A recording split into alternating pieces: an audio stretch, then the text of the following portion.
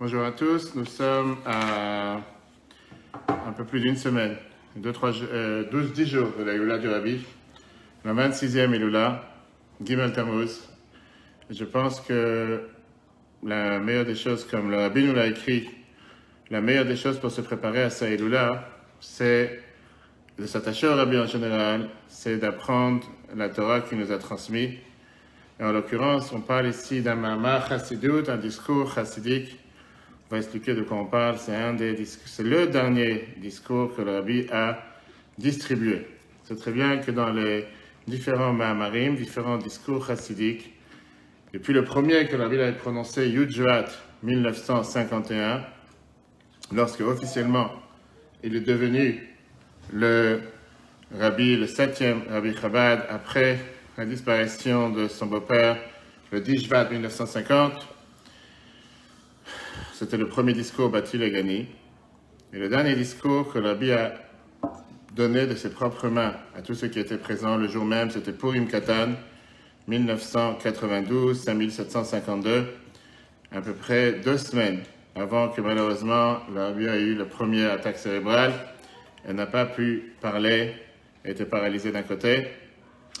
Et néanmoins, on sait très bien que ce discours, c'est le discours qui est considéré comme le testament spirituel du Rabbi, avec les enseignements pour la situation dans laquelle nous nous trouvons aujourd'hui, malheureusement, depuis maintenant près de 28 ans. On ne peut pas entendre le Rabbi et qu'on ne peut pas écouter ses directives, ses paroles, sa Torah qu'il enseigne à chacun d'entre nous.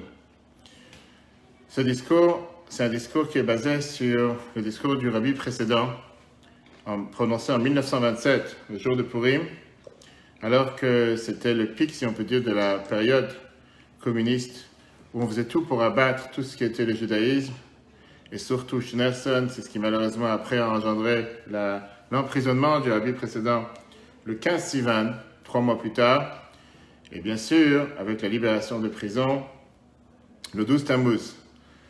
Comme le Rabbi explique dans de nombreux discours, qu'en réalité, c'était un tremplin pour après faire expandre, faire grandir et faire dévoiler les forces de la Torah et la Chassidut de manière sans précédent, beaucoup plus que comment c'était avant l'emprisonnement.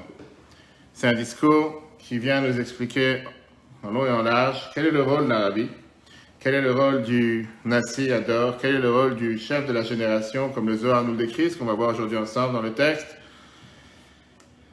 tout en d'abord précédant que le jour même, quand le Rabbi partait au Ohel, le Rabbi a dit comme quoi il voudrait le distribuer ce soir à tout le monde. Et ce soir-là, le Rabbi avait déjà 90 ans. Et le Rabbi était debout pendant plus de 3 heures, après avoir jeûné toute la journée, parce que le Rabbi était au Ohel comme d'habitude, sans manger, sans boire, a distribué plus de 8000 contrassim, 8000 fascicules.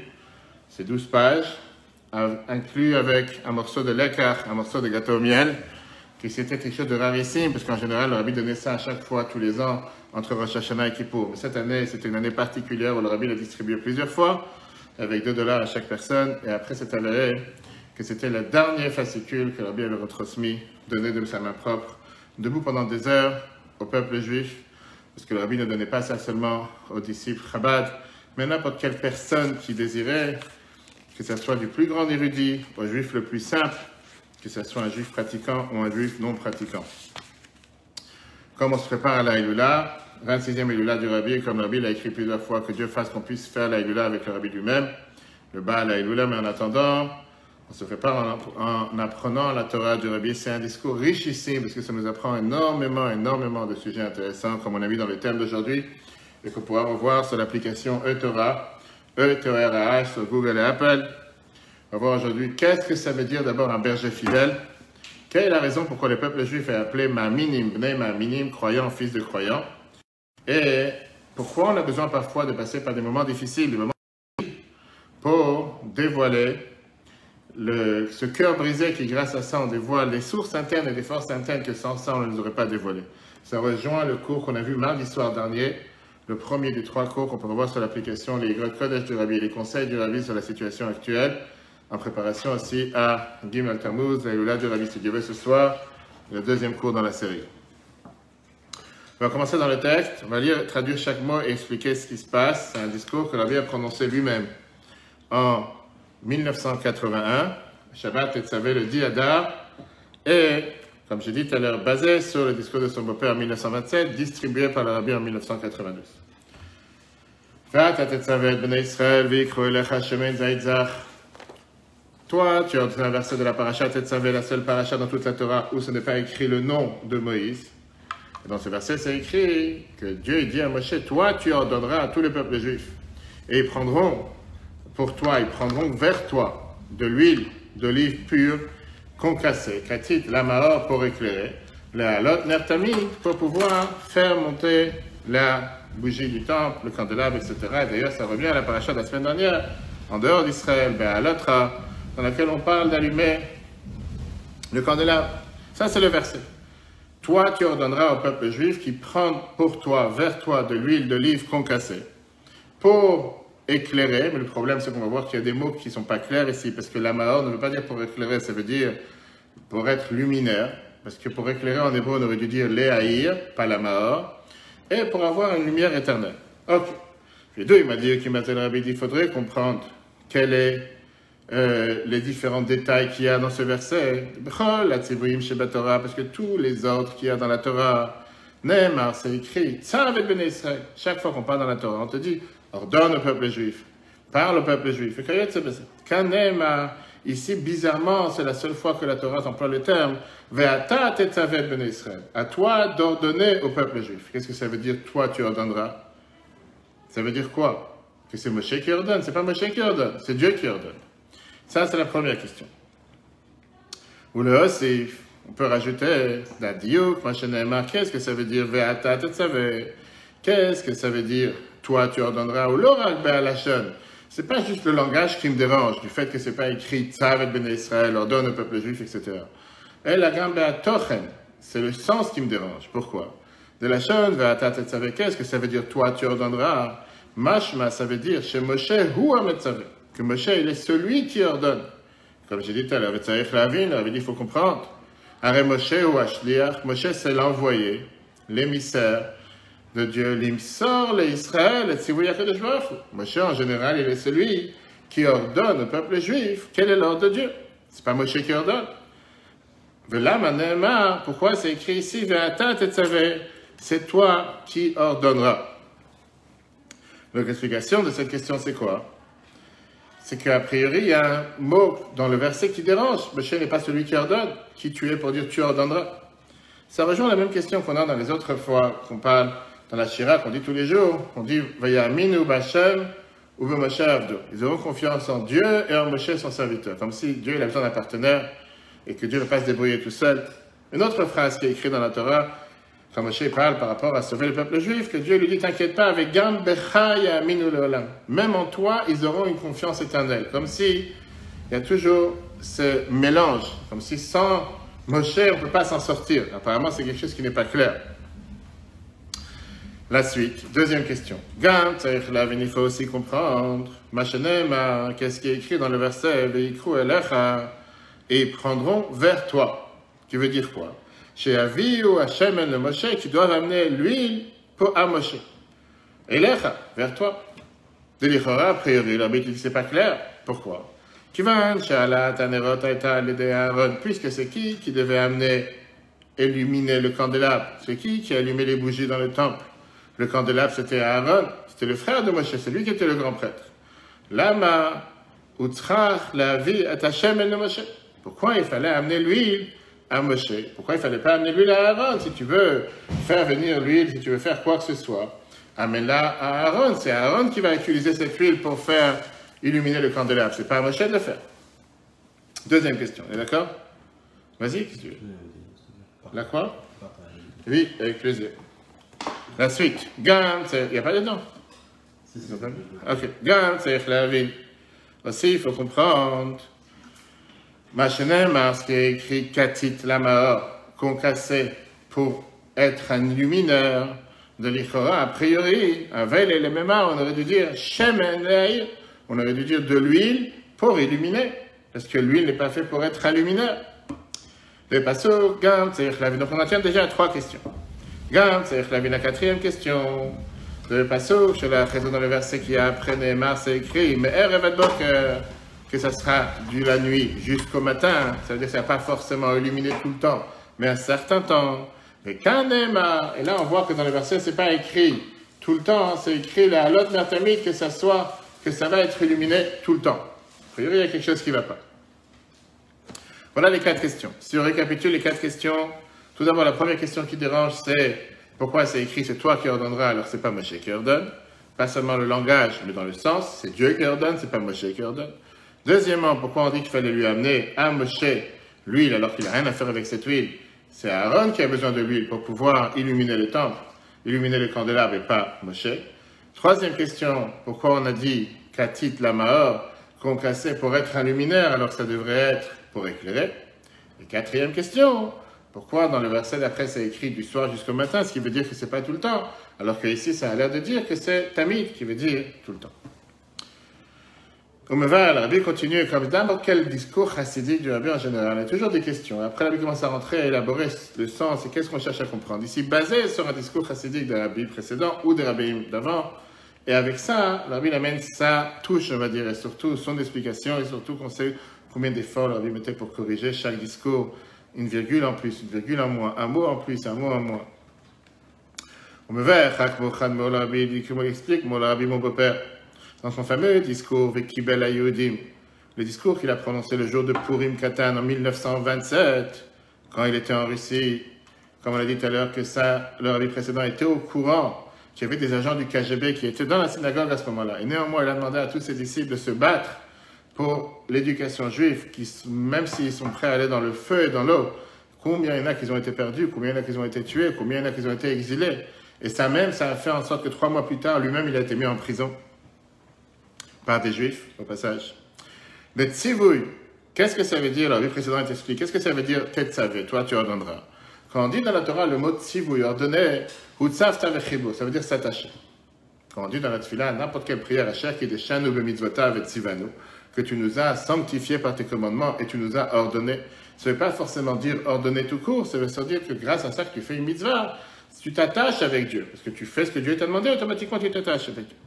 C'est ce qui veut dire, toi tu ordonneras au peuple juif. Chez Moshe, Mekacher ou Mechaber, Israël, Moshe est celui qui attache le peuple juif avec Dieu qui est infini.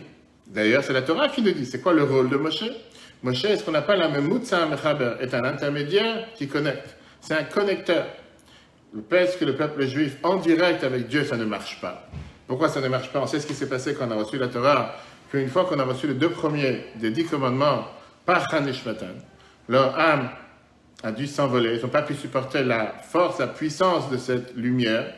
Ils ont dû passer par l'intermédiaire de Moshe. Moshe était dit clairement, c'est quoi mon rôle? Mon rôle est d'être un intermédiaire entre Dieu et le peuple juif. Moshe entendait la parole de Dieu dans la tente d'assignation, dans le temple, et après ça, dans le tabernacle, le Mishkan, et après ça, il transmettait au peuple juif, et vice-versa. Donc le rôle de Moshe, c'est d'attacher le peuple juif avec Dieu. Par ça que Moshe il influence le peuple juif. Grâce à ça, on a essayé de Moshe.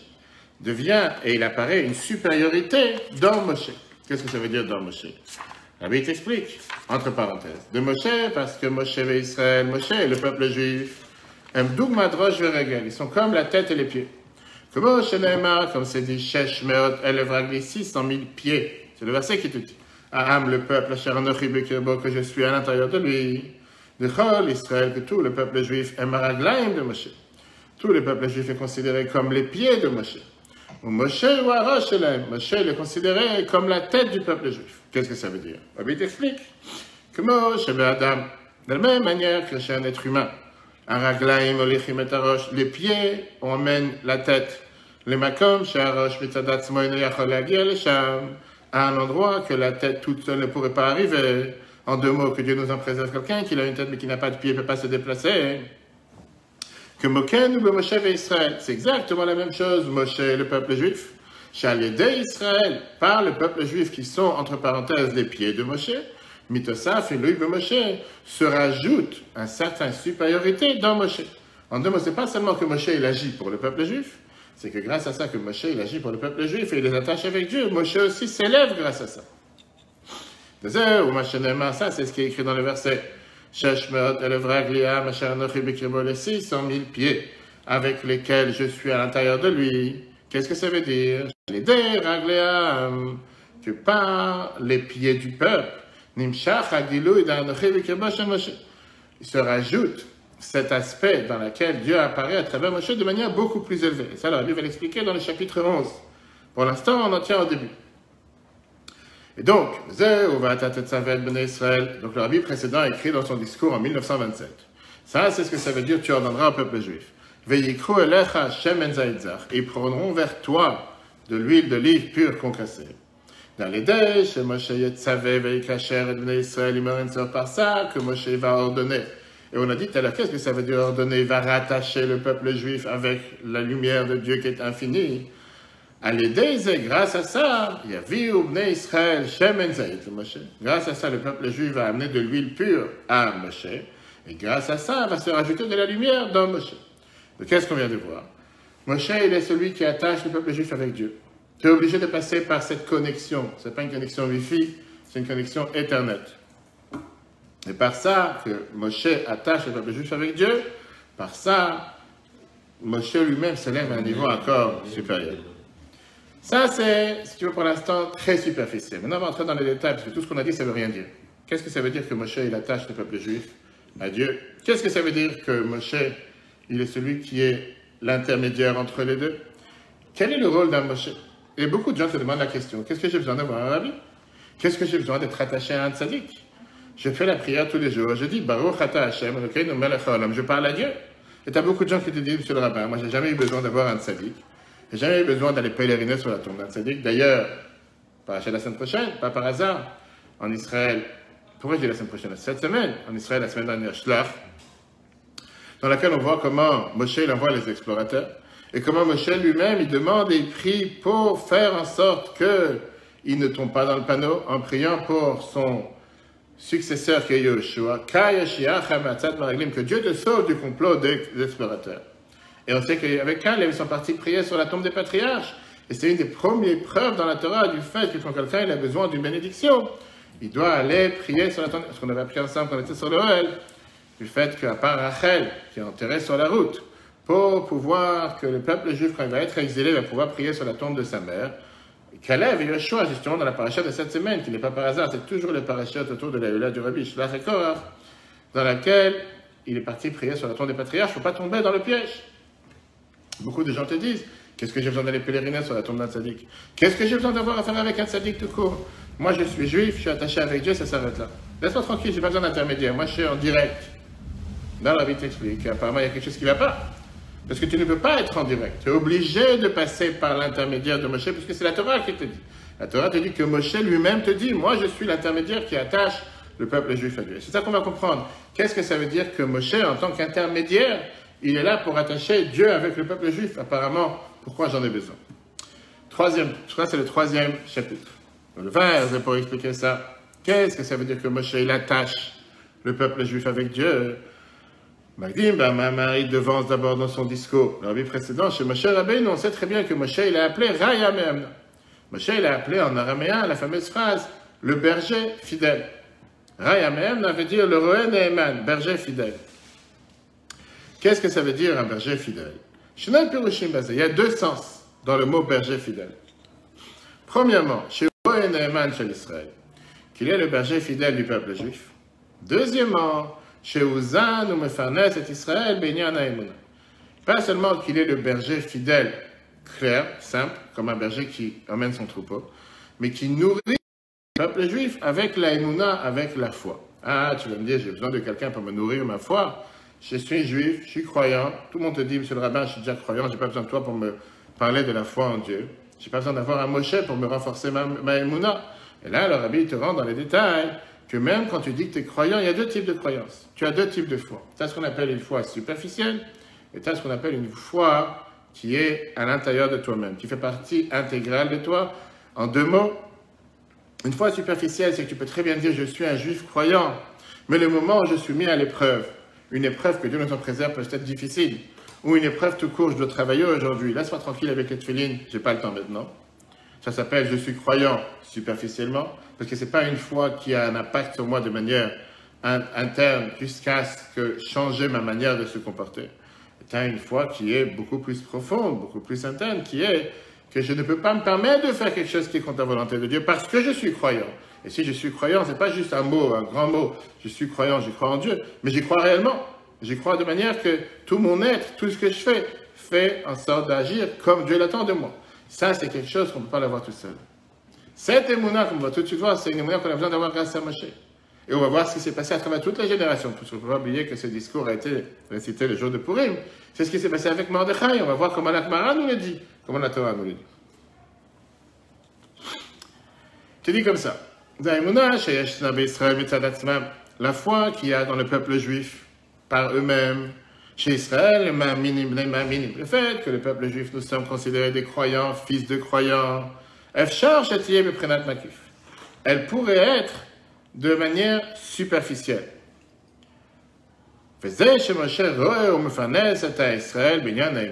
que ça veut dire que Moshe nourrit le peuple juif avec la foi? Que la foi soit de manière profonde. Qu'est-ce que ça veut dire, une chose pareille? On dit que la foi en Dieu, contrairement à ce que tu vois et ce que tu comprends, ne vient pas de la personne lui-même, parce que tu ne vois pas Dieu.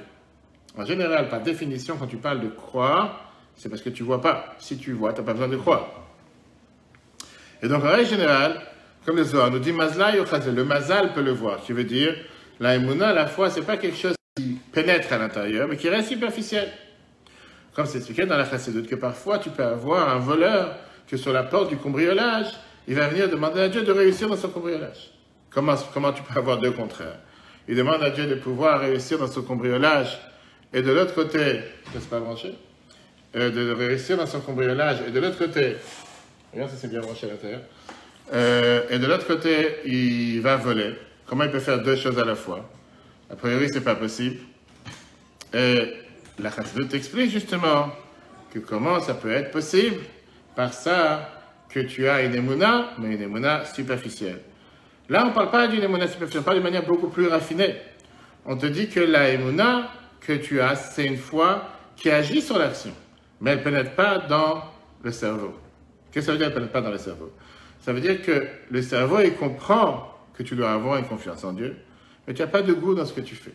Et donc, automatiquement, c'est considéré encore une foi superficielle, pas une foi qui est profonde, qui fait partie de toi. Qu'est-ce que ça veut dire?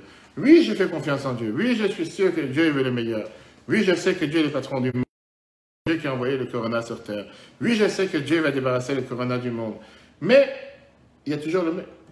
Mais ça me dérange. Pourquoi il ne m'a pas demandé mon avis avant de le faire? Pourquoi il ne m'a pas parlé avant? Pourquoi il a fait en sorte de faire des choses sans me demander mon avis?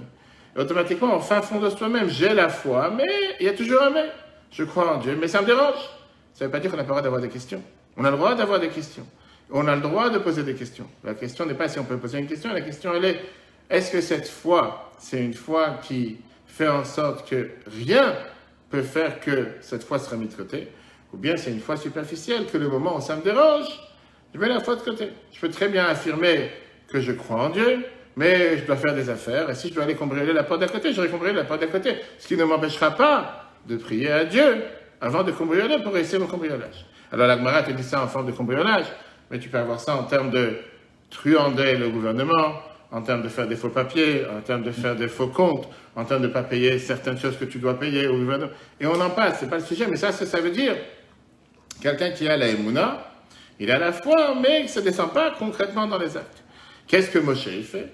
Le rôle de Moshe, c'est de faire en sorte que cette émouna, cette foi, ne soit pas une foi superficielle, que ce soit une foi qui imprègne tout ton être. On va tout de suite voir ce que ça veut dire. Ça, c'est ce qui est écrit dans le Zohar. Qu'est-ce qui vient te dire le Zohar? Cette émouna d'en haut, elle vient être nourrie grâce à toi, grâce à Moshe. Qu'est-ce que ça veut dire que Moshe nourrit la émouna? Que Moshe il vient et il nourrit la foi. Ça veut dire que Moshe il fait descendre cette émouna de manière interne, qu'elle n'est pas superficielle. Il te rattache avec Dieu. Qu'est-ce que ça veut dire? Il continue dans le discours en te disant la chose suivante. Que Moshe c'est un berger fidèle. On ne parle pas seulement de Moshe Rabbeinu, le premier, celui qui a sorti le peuple juif d'Égypte. On te parle, de Moshe Shebechaldor, l'émanation de Moshe qu'il y a dans chaque génération. Comme le Zohar te dit dans Tikkun Zohar. Tu dis clairement qu'il y a un Moshe dans chaque génération. De Rosh Alfei Israël, chef du peuple juif, chez Bechol Dor, qu'il y a dans chaque génération, depuis le début des temps. Em Mechaskim et Emunah d'Israël, c'est eux qui sont là pour renforcer la foi qu'il y a dans le peuple juif, chez Bedoram, qui est dans la génération. Chez Emunah Shelaim, que leur foi, elle soit, comme on l'a dit tout à l'heure, pas superficielle, mais elle soit à l'intérieur d'eux-mêmes. Je veux dire, que Mordechai, prenons l'exemple de Mordechai. Mordechai était l'Eipashtuta de Moshe chez Bedoram, c'était l'émanation de Moshe dans sa génération. Ça, c'était le rôle de Mordechai. Mordechai n'était pas quelqu'un qui était là pour la galerie, comme on dit. Mais Mordechai était celui qui a fait en sorte que la Emouna, qui était pour le peuple juif de manière superficielle, elle a pu être de manière pas seulement plus superficielle, mais elle a pu être de manière interne. Pourquoi?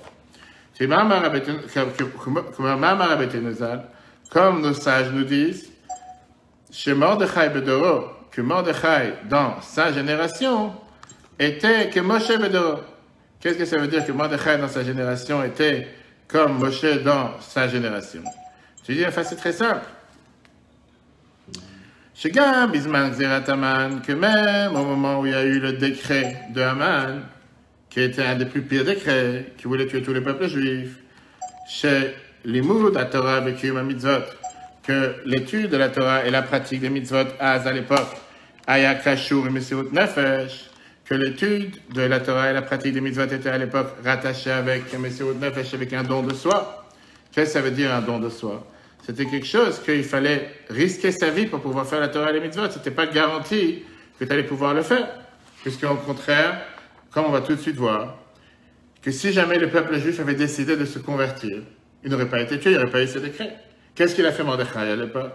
Il a essayé de rassembler des communautés de manière large, en public. Le jour de Purim, il a dit, il y a le corona, il faut tout envoyer balader, et jusqu'à aujourd'hui, continue à dire, quand je parlais avec quelqu'un ce matin, t'as vu, à cause de Purim, les Juifs sont morts. À cause de Purim, comme si la veille de Purim, les gens n'étaient pas à des mariages. La veille de Purim, les gens n'étaient pas dans des centres commerciaux. Le lendemain de Purim, les gens n'étaient pas dans des réunions familiales. C'est juste Purim qui a fait tuer des gens, que Dieu nous en préserve.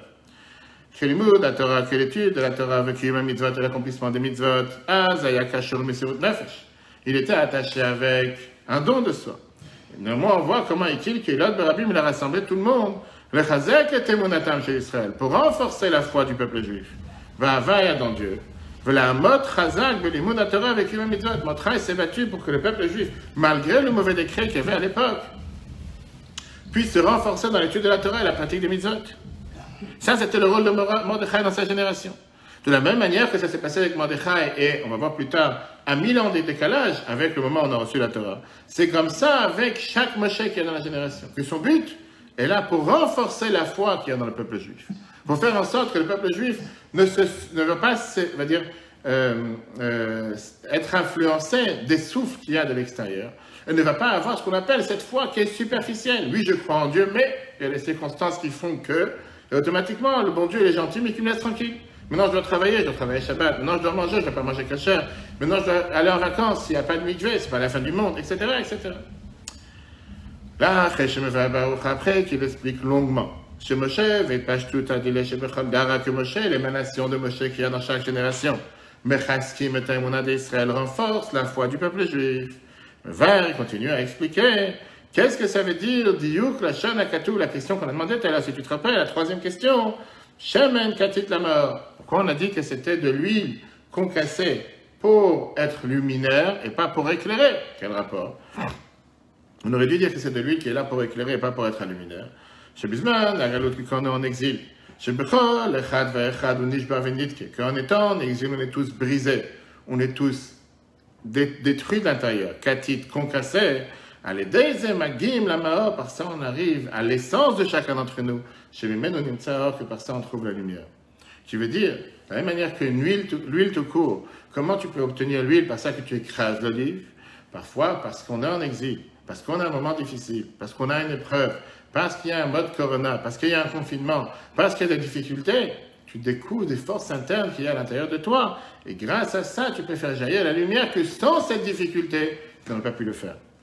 Alors, est-ce que pour autant, il faut dire qu'il faut toujours souffrir pour avoir éclairé? On verra ça plus tard, pas forcément. Mais en tout cas, on est en train de parler de ce qui s'est passé, la réalité. Mordechai a su rassembler le peuple juif en disant, il y a ce décret, on doit tous mourir, on doit tous passer, il y a un corona, puisque deuxième vague, troisième vague, 10e vague. Mais c'était un décret qui a été fait pour exterminer tout le peuple juif dans le monde entier, 127 pays. C'était pas un pays ou un endroit. Mordechai, il a dit, néanmoins, notre but, c'est pas de baisser la tête. Notre but, c'est de, au contraire, se renforcer dans la Torah et les mitzvot, rassembler tout le peuple juif. Et grâce à ça, le décret a été annulé. Donc ça, c'est comment il explique le lien qu'il y a entre le fait que Moshe, c'est le berger fidèle. Moshe est celui qui va nourrir la émouna à chaque juif. Faire en sorte que cette émouna, cette foi, ne soit pas une foi superficielle, mais soit une foi qui va avoir un impact sur notre manière de penser, notre manière d'agir de manière intérieure. Et c'est la raison pour laquelle on te dit qu'il fallait amener l'huile pour que ce soit une huile qui puisse être un luminaire et pas seulement pour éclairer. C'est-à-dire que la ville, la Bible te dit, il y a quelque chose qui dérange encore une fois. Quel est le rapport entre ce qui te dit ici, Katit la Mahor, concassé pour illuminer, c'est ce qu'on a expliqué plus tôt, chez Moshe, Zan Mefarnes et Aïmouna, Chetiyé de Pniut. Avec ce qu'on a dit que Moshe et l'émanation de Moshe qui est dans chaque génération puisse être celui qui nourrit la Aïmouna de manière profonde. Donc, quel est le lien entre les deux? Que Moshe nourrit la Aïmouna du peuple juif, et de l'autre côté, te dire qu'on doit passer par une période d'exil, une période d'être brisé, une période où il y a un défi, une période où il y a une épreuve, pour pouvoir être un luminaire. En quoi il y a une relation entre ces deux points qui apparemment n'ont pas de relation, on peut tout de suite voir que c'est énormément lié. Si on fait le récapitulatif de ce troisième point, de ce troisième chapitre, on a vu comme quoi la émouna chez le peuple juif, en règle générale, elle est ce qu'on appelle superficielle. Ça ne veut pas dire qu'il n'y a pas des juifs qui n'ont pas une émouna de manière solide, mais en règle générale, le Moshe de la génération, il fait en sorte que cette émouna soit une émouna réelle. Tu vois autour de nous aujourd'hui, dans toute la société, combien de juifs, on va dire très mignons, très gentils, de tous bords confondus, ils sont tous des juifs croyants. Difficile, même les juifs enseignements qui te disent je ne suis pas croyant. Le moment où il y a un problème de santé, ils appellent un rabbin, ils ne vont pas appeler le curé ou l'imam. En règle générale. Il y a peut-être des exceptions. Mais même ça, les croyants, tous croyants. Sauf que cette foi n'est pas une foi qui descend dans les faits, dans l'application de tous les jours. C'est une foi, ce qu'on appelle une foi superficielle. Le rôle de Moshe, c'est de quoi faire? De faire en sorte que cette foi ne soit pas une foi superficielle, mais qui rentre à l'intérieur, comme on a dit.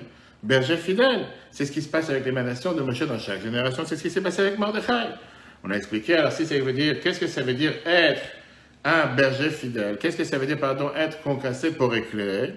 C'est pour ça qu'on est brisé en exil, on arrive à arriver à la source, on arrive à être, pas seulement profiter de la lumière, mais être un luminaire, pouvoir éclairer.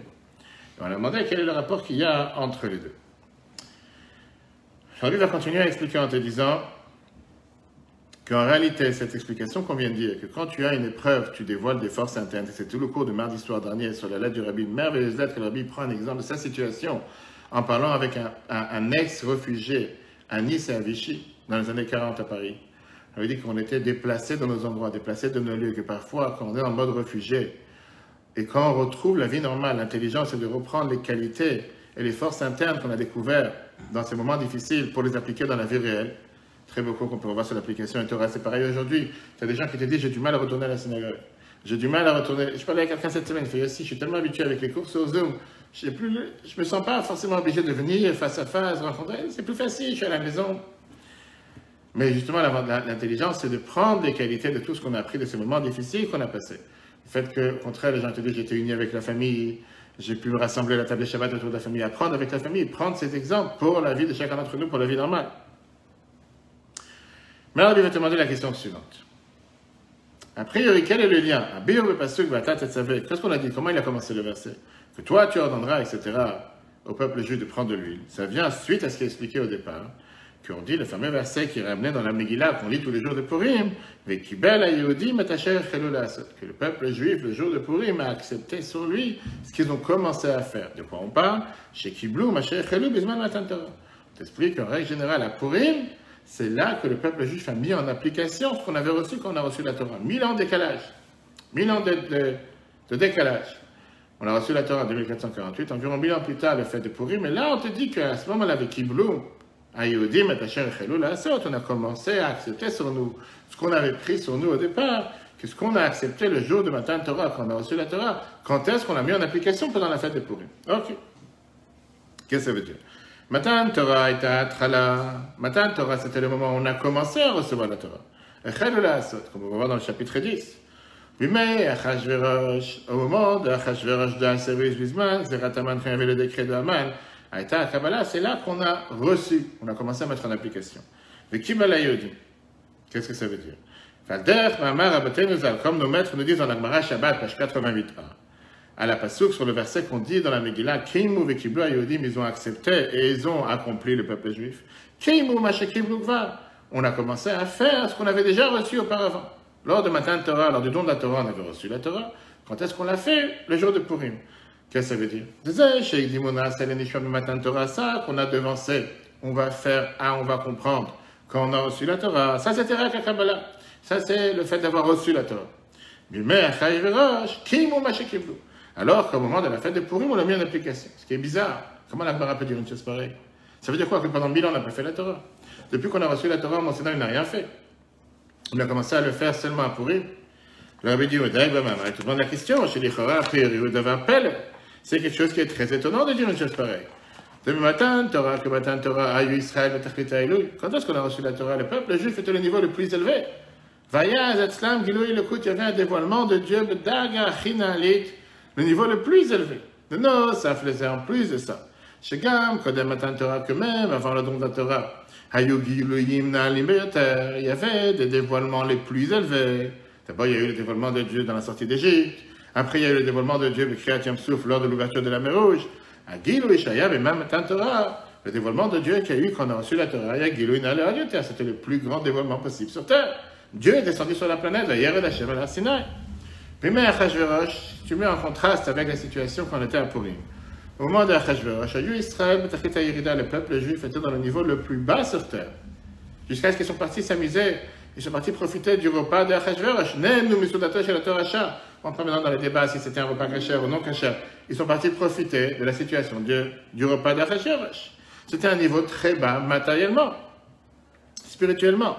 De nos, ça fait à l'inverse, d'autant plus de la face cachée de Dieu qui est en exil. Parce que chaque exil, elle est comparée à l'exil d'Égypte. Et comme l'exil d'Égypte, c'est écrit Velo Shamou el Moshe, donc pas voulu écouter à Moshe parce qu'ils étaient trop fatigués de tout cet asservissement, de tout cet esclavage. Ader Zeo Bechol Galut, la même chose dans chaque exil. Chez Yeshnam Kama Nisyonot Bekiyum Torah Mitzvot. N'importe quel moment qu'on est en exil, il y a des difficultés, il y a des épreuves pour pouvoir pratiquer la Torah et les Mitzvot. Aujourd'hui, on est en mode déréglé, le fait qu'on ne peut pas faire ce que Dieu il attend de nous, comme on aurait dû faire au moment du temple. Inéaz, Bisman Zerataman, quand tu multiplies ça avec la situation pendant le décret de Haman,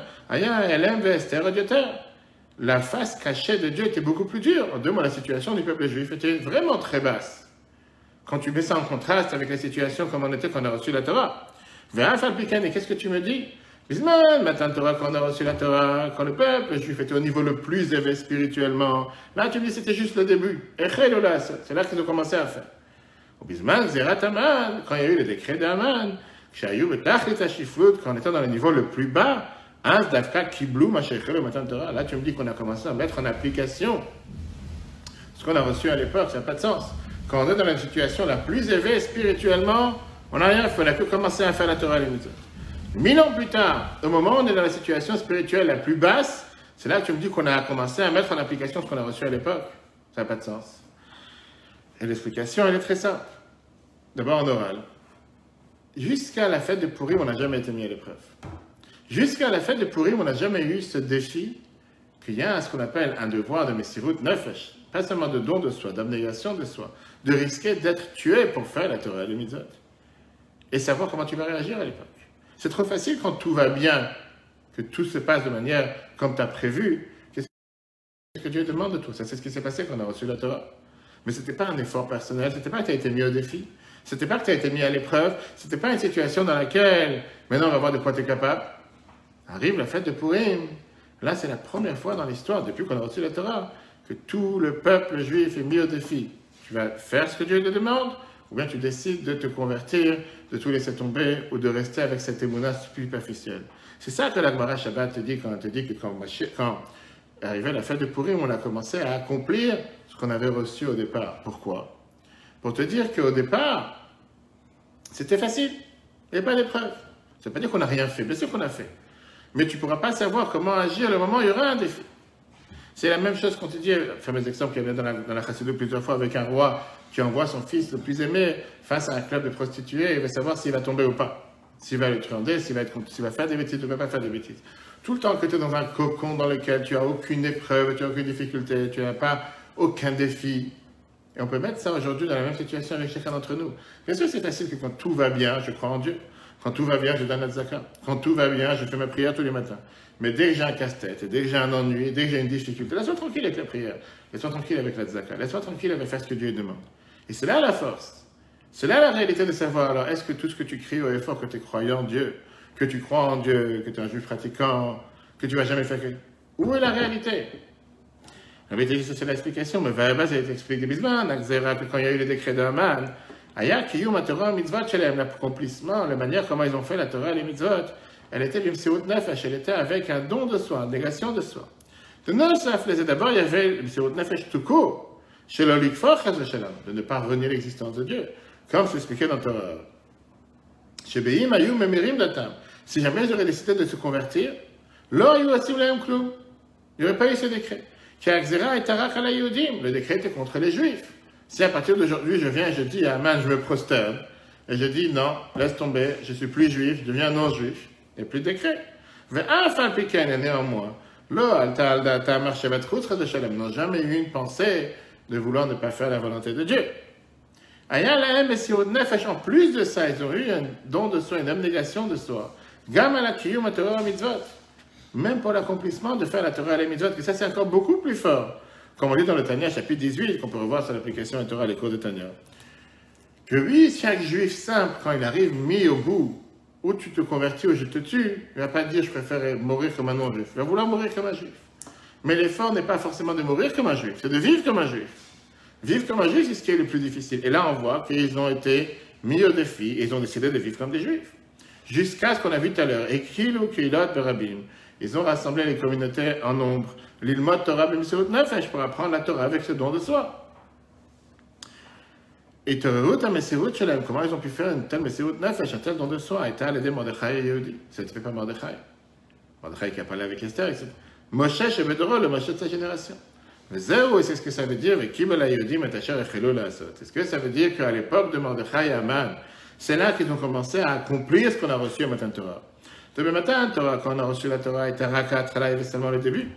Bisman, Zerat Aman, quand il y a eu le décret d'Aman, était à Kabbalah, c'est là qu'on a reçu les choses, qu'on a mis ça en application.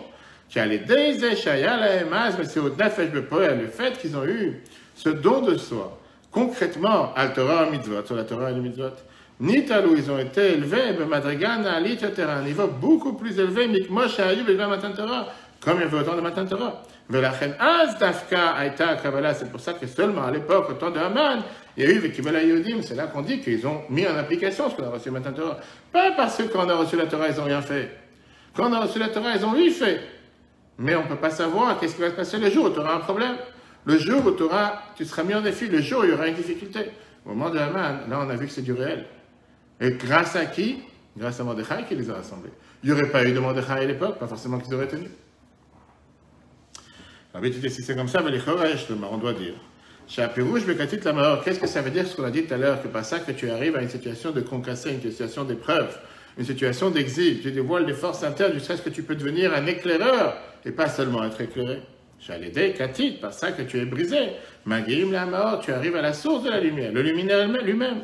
Ça, c'est une explication à Zeh, chez Bisman, Akzera, que quand il y a eu le décret, Dafka Baoul, le Meseut Nefesh, le fait qu'il y a eu ce mauvais décret, le décret de Haman, c'est là qu'ils sont arrivés avec ce don de soi, que sans ça, ils ne seraient pas arrivés.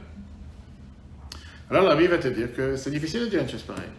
Ça veut dire que si jamais tu n'as pas d'épreuve, tu ne fais pas ce que Dieu te demande, ou tu ne le fais pas de la meilleure manière possible. Ça veut dire que pour pouvoir faire les choses correctement, il faut que tu sois mis à l'épreuve.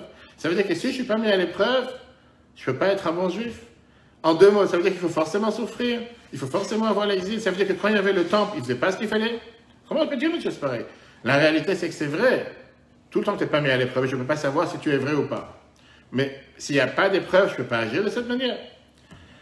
Ça veut dire, a priori, ça même, il faut comprendre. Comment on peut dire que dans la situation dans laquelle ils étaient au moment de Haman, que c'était la situation la plus basse, comme on a dit, spirituellement parlant, pas oublier, comme on l'a dit tout à l'heure, c'est parti manger du repas de ce rachat, chez Achashverosh, ce n'était pas les plus grands tzadikim, comme était au temps de Matan Torah. Messihout Nefesh, c'est quoi Messihout Nefesh? Qu'est-ce que ça veut dire faire un don de soi? Alors aujourd'hui, on te dit Messihout Nefesh, je veux dire ne pas faire ta volonté parce que Dieu demande. Mais à l'époque, c'était se faire tuer parce que Dieu, il veut que tu fasses certaines choses, comme beaucoup de Juifs l'ont fait à travers les générations. Ça fait partie de l'essence de l'Anshama qui est plus haut que tout dévoilement. On ne demande pas de l'essence de la personne. Comme on dit, avant que l'Anshama elle rentre dans le corps, l'âme elle rentre dans le corps, elle est une parcelle divine. Il n'y a même pas de quoi, comment on dit, tergiverser ou de quoi essayer de réfléchir ou de douter. C'est Dieu tout court, c'est une parcelle de Dieu. Mort, ça c'est le luminaire, de laquelle sort la lumière. Va l'aider, Chayou, Azematav, Dekati, tu me dis parce qu'ils étaient dans une situation de briser, une situation dans laquelle ils étaient détruits. Nidgalet, c'est là que ça s'est dévoilé le plus profond d'Anshama, la lumière, le luminaire. Comment tu peux dire une chose pareille? C'est-à-dire, en deux mots, c'est la Neshama, elle n'est pas compressée sous un pilon, on appelle ça par rapport à ce moment-là, elle n'est pas capable de faire quoi que ce soit. Ça veut dire que l'explication dit que tu étais concassé pour pouvoir être un luminaire, c'est pas parce que Moshe il a essayé d'en donner la Emouna. C'est parce qu'il y avait des situations difficiles. Une situation difficile qui les a mis à rude épreuve. Et pour ça, leur Emouna, leur foi, elle s'est dévoilée. Mais quand tu regardes les discours qu'on a vus tout à l'heure, c'est pas ce qu'on a dit. Qu'on a dit par rapport à Matan Torah. D'abord, on a expliqué le fait qu'est-ce qui s'est passé quand on a reçu la Torah. Après, on a expliqué c'est quoi le rôle d'un berger fidèle. Après ça, on a expliqué c'est quoi le rôle de qu'est-ce que ça veut dire concasser pour illuminer. On a vu que c'est une suite directe du fait qu'il y a un berger fidèle qui vient et qui réveille chez toi et qui dévoile chez toi la émouna, la foi de manière profonde. À ce moment-là, tu te dévoiles et tu agis de la manière comme il faut agir.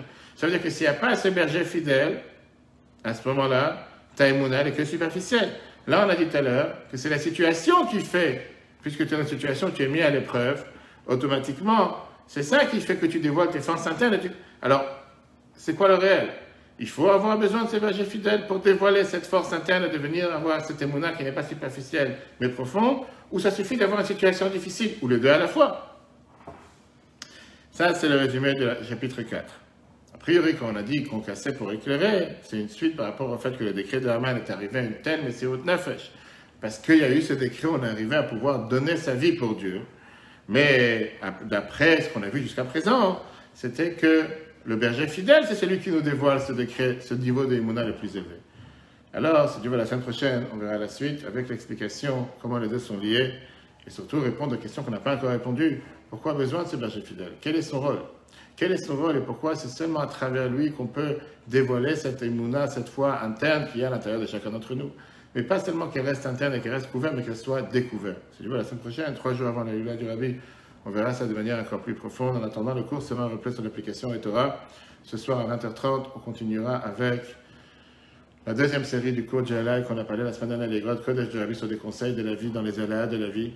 Justement, préparation pour le 26e Lula du Rabbi. Aussi en replay sur l'application Etora, sur Google et Apple. En attendant que Dieu fasse qu'avant même 3 Tammuz, on puisse se revoir avec le Rabbi.